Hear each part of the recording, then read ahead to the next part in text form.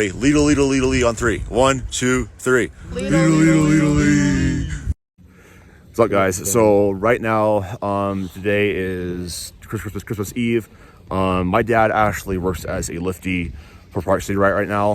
He's in between jobs up at Ginger Valley. But right now, like, this is like my first time skiing in honestly like 4 years or so. So I want to see like 6, bro. no, I think like 4. It could be longer, but it's like just like riding a bike. My legs are getting like really tired really fast. But you know, and I also just helped. I train legs yesterday, but a lot of fun. Good to be out here with the family. I didn't get much sleep last night just because I had some client consultations like late at night. I got like 3 hours of sleep or something like that. But you know, sometimes it's just worth it. But yeah, it's like 10:30 right now. Been on the mountain for about an hour and a half. It's been a good day. Jacob, say hi. What's up? Sydney, say hi to YouTube. Hi. We're feeling good. We got like these helmet covers. Mom makes them for us. Jacob's buffalo. Yeah, man. Seems a goat. Make a goat noise. That was really bad. They make a penguin noise, my guy. Penguins don't make noises, do they? You're You're like, yeah. okay, penguin noise. Anyways. I think that this area on a powder day would be a lot of fun.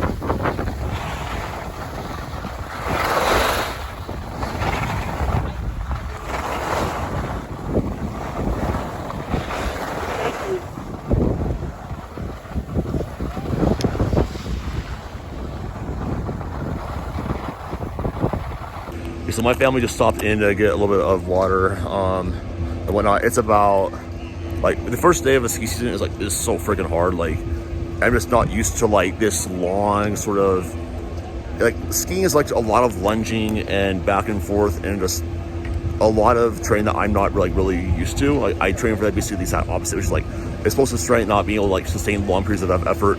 But yeah, like it's been a fun day. But yeah, a few more runs. I think I'm probably gonna head in because I know if I just go for the longer, I'm going to be pretty sore. All right, guys. So in this video, just to finish things off, I wanted to go over like some of my goals for 2023 and like I think I did well in 2022, and you know basically what I want to improve on and basically what I want to set out to do in 2023. So first off, just like positives.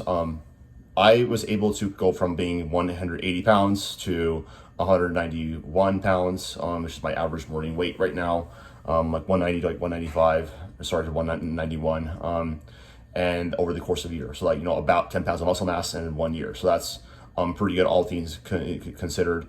You know, I think I did a really good job of being a little more intentional about my like RPEs and my training and my sleep and things like that.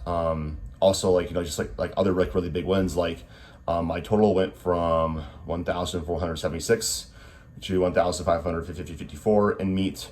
So about a 80 pound increase on my total, which was pretty good. But like obviously, like I think there was still more on the platform I was able to put on that meet. So I think it was probably about, you know, 100 pounds if I didn't have like you know, that water issue I've talked about. But that's something that I'm really happy about. I think that going over, you know, like I also, you know, last year was like the year that I deadlifted 700 pounds. That was a really big deal for me.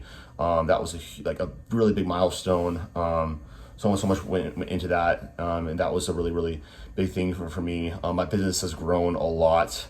Like I'm incredibly grateful for every single one of my clients, and they all mean like a lot to me. I care about the results honestly like more than mine. I view myself as a coach first and athlete second, which is why I have my own coach, so I can actually coach primarily and give my athletes the attention to detail that they actually need.